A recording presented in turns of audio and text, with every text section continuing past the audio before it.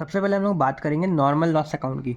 अब normal loss account में 3 entries हमारी फिक्स्ड हैं और बहुत आसान है। ये वाली एंट्रीज जो कि हमने निकाली है कहाँ से, अपने मेन जो प्रोसेस अकाउंट बनाया, प्रोसेस अकाउंट ए से, प्रोसेस अकाउंट बी से एंड प्रोसेस अकाउंट सी से। ये सारी एंट्रीज कौन कौन सी, by normal loss 728, by normal loss 475.28, by normal loss 375। बाकी एबनॉर्मल गेन होता है तो भी ऐसा कुछ होता नहीं है, अपन ने पहली वीडियो में देख चुके हैं कि एबनॉर्मल गेन के टाइम पे भी अपन नॉर्मल लॉस जरूर लिखते हैं। तो ये सब फिक्स्ड है। अब हम बात करते हैं प्रोसेस ए और सी में। देखो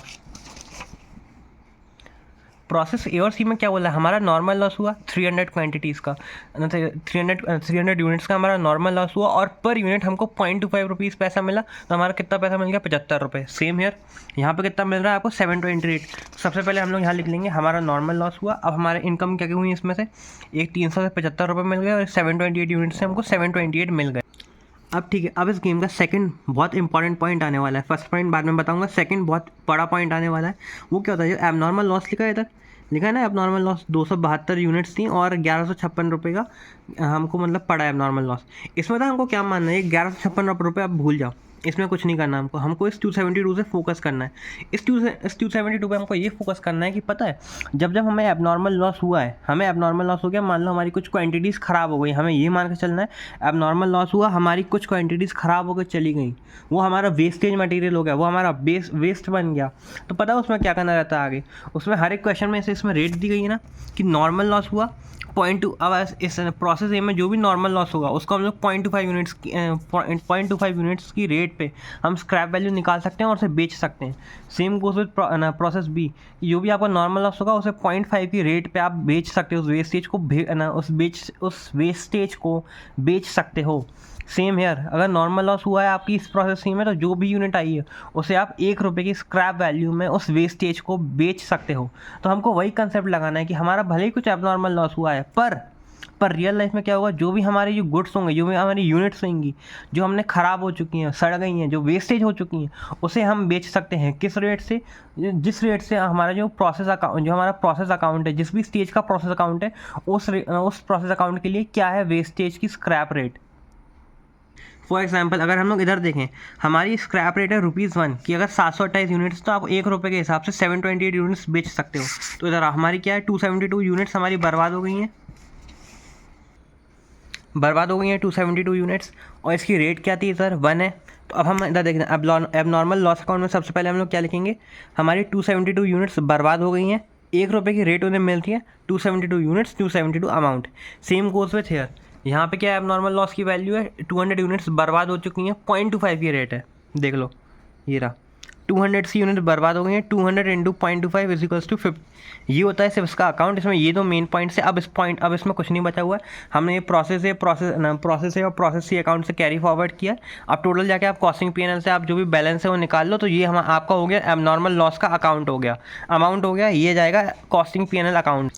अब ठीक है, अब सबसे बड़ा मेन पॉइंट क्या है, अब मेन पॉइंट बहुत बड़ा है, थोड़ा कॉम्प्लेक्स है। अब ध्यान से देखो, इधर क्या लिखा है, बाय बैंक नॉर्मल लॉस का अकाउंट है, यानी हम लोग नॉर्मल लॉस की बात कर रहे हैं। By bank account 400 units 200 rupees में बिक गई हैं। कौन सा, प्रोसेस बी का। अब प्रोसेस बी में अगर हम लोग ध्यान से देखें तो एक्चुअली में हम लोगों ने इनको सी बनाया था, इस एबनॉर्मल गेन का केस है, हम लोगों ने इनको सी बनाया था। सी में क्या हमने बोला था कि हमने सर आपके लिए यूनिट्स बढ़ा दी हैं, यानी हमारा जो नॉर्मल लॉस होता है ना 475 का, इस बार भी हमारे पास नॉर्मल लॉस ही है 475 यूनिट्स का, जबकि एक्चुअली में क्या था, हमारा नॉर्मल गेन था 75 यूनिट्स का।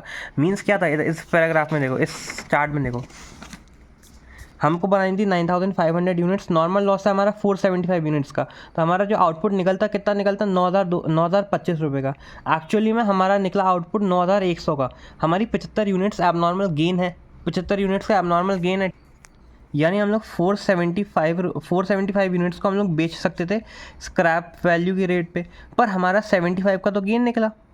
तो यानी हम लोगों ने कितनी बेची, 400 यूनिट्स स्क्रैप वैल्यू की रेट पे। इधर देख लो, 400 यूनिट्स बेची, 0.5 थी प्रोसेस बी की कॉस्टिंग की रेट, तो आ गया 200। ये हो गया पहला फिगर। अब दूसरी बात देखो, दूसरी बात ये है कि सर हमारा नेट लॉस, नॉर्मल लॉस जब भी होता है और हम लोग उसे जब स्क्रैप वैल्यू पे भेजते हैं, तो जो स्क्रैप वैल्यू का अमाउंट है ना 238 इधर दिखा रहे हैं सर, उसे हम लोग माइनस कर देते हैं। किस में से माइनस करते हैं, एक्चुअल कॉस्ट में, इन सब के टोटल से हम लोग माइनस कर देते हैं। क्यों, ताकि हम लोग कस्टमर को फ़ायदा दे सकें। इस नॉर्मल लॉस जो भी है उसका जो कस्टमर अगर बर्डन बेयर कर रहा है तो हम उसमें जो भी स्क्रैप मिलता है हमको, हम वो जो फ़ायदा है वो हम लोग कस्टमर को देते हैं। तो इधर हम लोग कितना फ़ायदा दे रहे हैं, इधर हम लोग फ़ायदा दे रहे हैं 475 यूनिट्स का हम लोग फ़ायदा दे रहे हैं। सॉरी 475 यूनिट्स पे जो नॉर्मल लॉस है उसमें से हम लोग 238 का फ़ायदा दे रहे हैं। पर हमने नॉर्मल लॉस का अकाउंट में क्या रिकॉर्ड किया है सर, हमने रिकॉर्ड किया है सर 400 यूनिट्स हमारी यूँ हैं, 400 यूनिट्स जो हमारी एक्चुअल लॉस था, एक्चुअल लॉस है ना यार, 475 यूनिट्स का तो कभी लॉस हुआ ही नहीं था। 475 यूनिट्स तो वो थी जो हमने कस्टमर को दिखाई थी कि सर ये तो हमारा नॉर्मल लॉस होता ही है हमारी इंडस्ट्री में, उनको सी बनाया था ना हमने, तो ये 475 यूनिट्स का तो लॉस होता ही है। जबकि हमारी जो टेक्नोलॉजी, न्यू टेक्नोलॉजी डेवलप के हिसाब से हमारा सिर्फ 400 का लॉस हुआ। तो इसका मतलब क्या है कि सर हमारे जो 75 यूनिट्स हम लोग खा गए कहीं, 75 यूनिट्स हम लोग खा गए कहीं। ठीक है, ये देख रहा है यहाँ पे तभी 475 नहीं है, यहाँ पे 400 ही है। तो हम देखें इधर से, हमने दिया 400 यूनिट्स पे 200 का फ़ायदा, 200 का फ़ायदा दिया हमने उनको, सॉरी 200 हमको मिल गया, 400 यूनिट्स हमने बेची और 200 का हमको कुछ मिल गया हमें बैंक अकाउंट से, मतलब हमें कुछ पैसे मिल गए। पर सर 75 यूनिट्स अभी भी बची, उन 75 यूनिट्स का क्या करें हम लोग। तो इधर देखो ये 75 यूनिट्स कहाँ गई, ये जो 75 यूनिट है ना ये एबनॉर्मल गेन बन गई है। तो मैंने चार्ट से भी आपको समझ में आ रहा होगा, इस 75 यूनिट्स का 225 का गेन कमाने के लिए हमने यहाँ पे क्या कर दिया, हमें यहाँ पे वो दिखाया नहीं कि 75 यूनिट्स पे 38 रुपीज़ का लॉस भी हो रहा है, समझ रहे हो।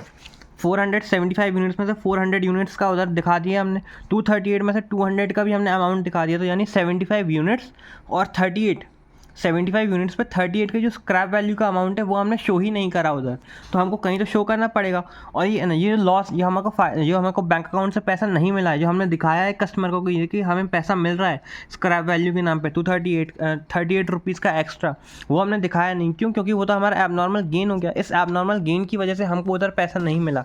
तो हम लोग क्या करेंगे, एबनॉर्मल गेन अकाउंट खोलेंगे। सबसे पहले हम लोग जो गिवन होता है information, by process B account 75 units की अब नॉर्मल गेन था, 225 रुपये उन पर सेव हो गए।